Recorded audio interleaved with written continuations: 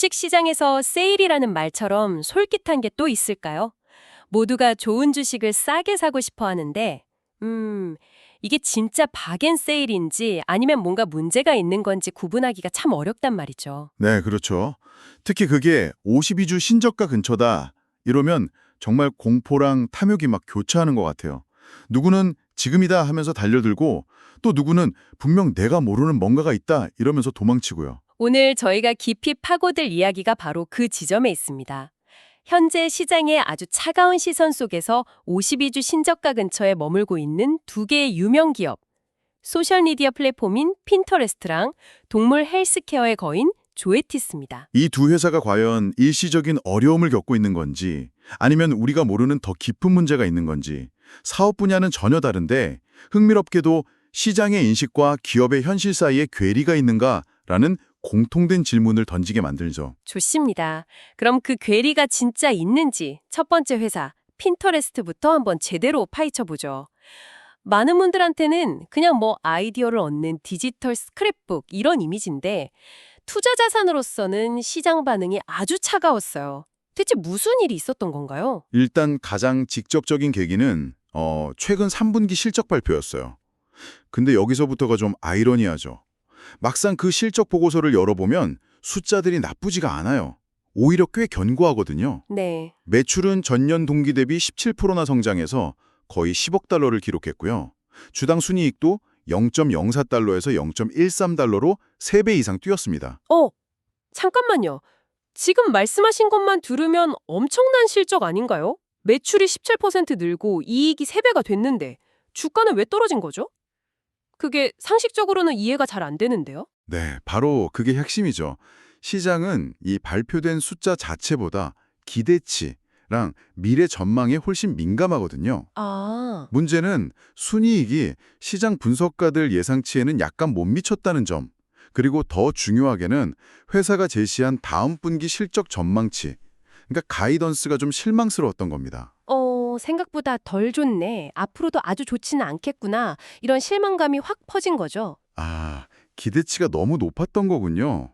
근데 그것만으로 주가가 그렇게까지 빠질까요? 다른 이유도 있었을 것 같은데요? 네. 또 하나 발목을 잡는 문제가 있었습니다. 바로 관세 문제예요. 관세 문제요? 네. 핀터레스트의 주 수입원이 광고인데 주요 광고주들이 바로 대형 소매업체들이거든요.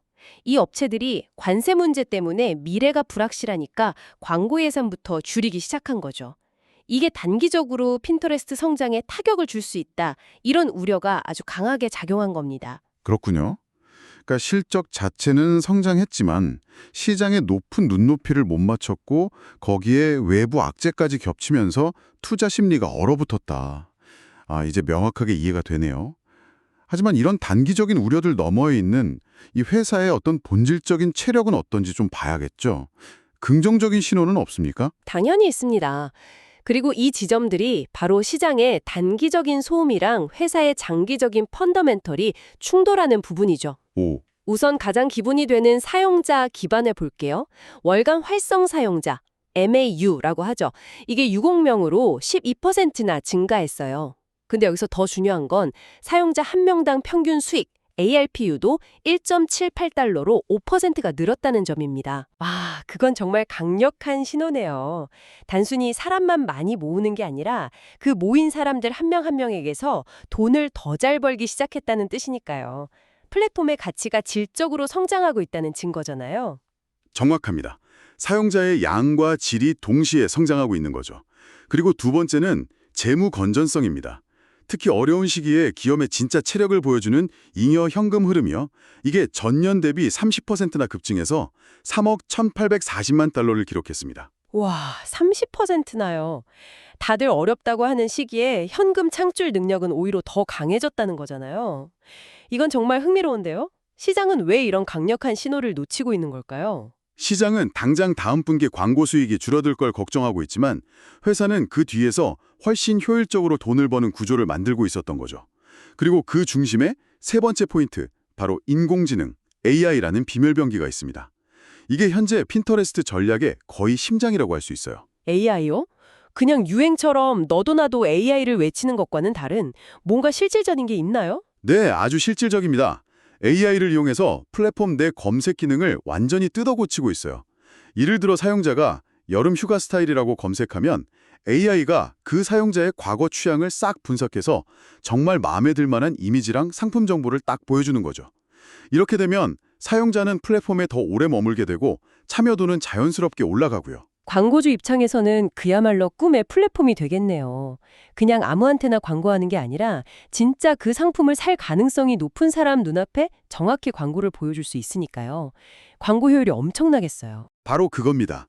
AI는 사용자 경험을 높이는 동시에 광고주에게는 더 높은 투자 수익률을 안겨주죠. 이게 바로 아까 말씀드린 관세 문제 같은 외부 악재를 장기적으로 이겨낼 수 있는 가장 강력한 무기가 될 수 있는 겁니다. 마지막 네 번째 포인트도 주목할 만한데 바로 미래의 성장 동력입니다. 현재 핀터레스트에서 가장 빠르게 성장하는 사용자층이 바로 Z세대거든요. 아, 그건 정말 중요한 부분이네요. 결국 미래의 핵심 소비층을 누가 잡느냐의 싸움인데 젊은 세대가 계속 들어온다는 건 회사의 미래가 밝다는 가장 확실한 증거 중 하나니까요. 맞습니다. 이걸 다 종합해보면 시장은 단기적인 안개에 갇혀 있는 거죠. 하지만 핀터레스트는 그 안개 속에서 늘어나는 사용자, 강해지는 현금 창출 능력, AI 기술, 그리고 젊은 세대라는 네 개의 엔진을 달고 착실하게 전진하고 있는 모습입니다. 결국 핀터레스트의 케이스는 외부의 단기적인 소음과 내부의 장기적인 펀더멘탈이 싸우는 형국이군요. 투자자는 경영진이 AI라는 무기로 이 소음을 이겨낼 수 있느냐에 베팅을 해야 하는 거고요. 그게 핵심이겠네요. 자, 이런 인식과 현실의 괴리라는 테마가 과연 다른 산업에서도 나타나는지 한번 보죠. 전혀 다른 세상인 동물 헬스케어의 거인 조에티스는 어떻습니까? 여기도 비슷한 상황인가요? 조에티스는 또 다른 유형의 괴리를 보여줍니다. 여기는 문제의 원인이 아주 명확해요. 한마디로 회사가 큰 기대를 걸고 출시한 특정 신제품들의 판매가 부진하기 때문입니다. 개, 리브렐라와 고양이, 솔렌시아의 골관절염 통증 치료제 두 가지인데 이 약들 매출이 시장 기대에 한참 못 미치고 있어요. 기대했던 신약이 부진하다는 건 투자자 입장에선 최악의 시나리오 중 하나 아닌가요? 그게 회사의 미래 성장 동력이었을 텐데요.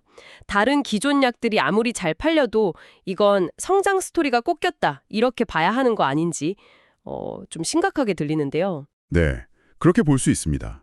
그리고 시장도 정확히 그렇게 반응했죠. 하지만 바로 그 지점에서 전체 포트폴리오를 들여다보면 전혀 다른 그림이 보이기 시작합니다. 신약의 부진이라는 그림자 너머에 있는 기존 제품들의 막강한 힘과 회사의 시장 지배력이 드러나거든요. 대표적인 게 바로 개의 알레르기성 가려움증 치료제인 아포킬입니다. 아, 아포케. 저희 집 강아지도 예전에 피부 문제로 고생할 때 수의사 선생님이 추천해 주셨어요. 효과는 좋은데 가격이 만만치 않다고 들었거든요. 그런데도 여전히 그렇게 잘 팔리는 건가요? 바로 그게 조에티스의 힘입니다. 최근에 새로운 경쟁 제품들이 나왔거든요. 그런데도 아포켈은 여전히 엄청난 성과를 내고 있어요. 더 놀라운 사실은 아직 이 시장에 성장할 여지가 어마어마하게 남아있다는 점입니다. 조에티스가 지난 10년간 약 1200만 마리의 개를 치료했는데 아직 치료가 필요하지만 받지 못하는 개가 2000만 마리가 넘을 것으로 추정돼요. 와, 아직 개척해야 할 시장이 이미 치료한 시장보다 훨씬 더 크다는 거군요. 이건 정말 엄청난 잠재력이네요. 경쟁이 심해져도 시장 자체가 이렇게 커지면 충분히 같이 성장할 수 있겠어요? 그렇죠. 그리고 두 번째 강점은 조에티스는 아포켈 하나에만 의존하는 회사가 아니라는 겁니다. 300개가 넘는 제품 라인을 가지고 있고요. 그중 14개의 제품은 각각 연간 1억 달러 이상 매출 올리는 블록버스터예요. 이처럼 철옹성같이 다각화된 포트폴리오가 일부 신약의 부진이라는 충격을 충분히 흡수해주는 거죠. 한두 개 제품의 성패에 회사의 운명이 좌우되지 않는다는 건 정말 큰 강점이네요. 신약 하나가 삐끗했다고 회사 전체가 흔들릴 구조가 아니라는 거군요. 맞습니다. 그리고 세 번째는 시대의 흐름, 그러니까 거시적인 순풍이 조에티스의 편이라는 겁니다. 전 세계적으로 반려동물을 가족처럼 여기는 현상이 확산되면서 건강관리에 대한 지출이 폭발적으로 늘고 있잖아요. 네, 맞아요. 이건 동물 헬스케어 산업 전체에 불어오는 강력한 순풍이고 이 시장의 압도적인 리더인 조에티스는 그 흐름의 가장 큰 수혜자가 될 수밖에 없는 거죠. 듣고 보니 조에티스는 신약 문제만 빼면 정말 탄탄한 회사네요. 강력한 기존 제품, 안정적인 포트폴리오, 성장하는 시장이라는 삼박자를 다 갖췄고요. 근데 여기서 끝이 아닙니다. 마지막으로 이건 또 다른 유형의 투자자들에게 아주 매력적인 포인트인데요. 조에티스는 엄청난 배당주입니다.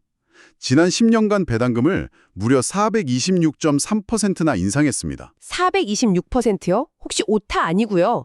42.6%가 아니라 426.3%요? 그건 거의 기업이 주주들한테 매년 돈을 뿌려주고 있다는 수준인데요. 네, 오타가 아닙니다. 그만큼 회사의 재무 구조가 탄탄하고 벌어들인 이익을 주주에게 꾸준히 돌려주려는 의지가 매우 강하다는 명확한 신호죠. 단순히 주가 상승만 노리는 게 아니라 장기적으로 안정적인 현금 흐름을 원하는 투자자들에게는 주가가 하락한 지금이 오히려 더 매력적인 진입 시점이 될 수도 있는 겁니다. 알겠습니다. 조에티스의 경우는 핀터레스트랑은 또 다르네요. 일부 신약에 대한 실망감이라는 내부의 잡음이 회사가 가진 본질적인 힘, 그러니까 강력한 기존 제품 포트폴리오와 거대한 시장의 흐름이라는 더 큰 그림을 가리고 있는 상황이군요.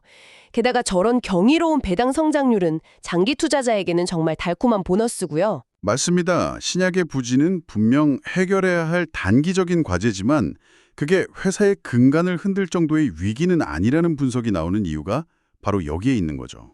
자, 오늘 이야기 쓸쓸 정리해 보겠습니다. 핀터레스트와 조에티스.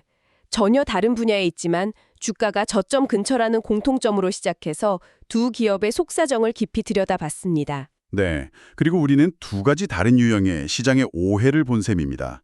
핀터레스트는 관세 같은 외부의 공포가 회사의 기술적 진화라는 내부의 힘을 압도한 경우였고, 조에티스는 신약 부진이라는 내부의 실망감이 회사의 시장 지배력과 거대한 산업의 순풍이라는 더 큰 강점을 가려버린 경우였죠. 결국 오늘 이야기는 이런 주식을 볼 때 아주 중요한 관점을 제시하는 것 같아요.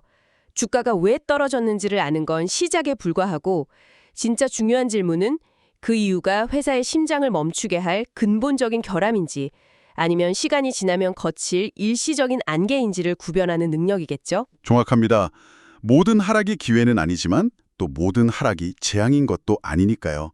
그 둘을 구별하는 날카로운 시선이 결국 장기적인 성과를 결정짓는 것 같습니다. 마지막으로 이 이야기를 듣고 계신 분들이 스스로 곱씹어 볼 만한 질문을 하나 던져드리고 싶습니다.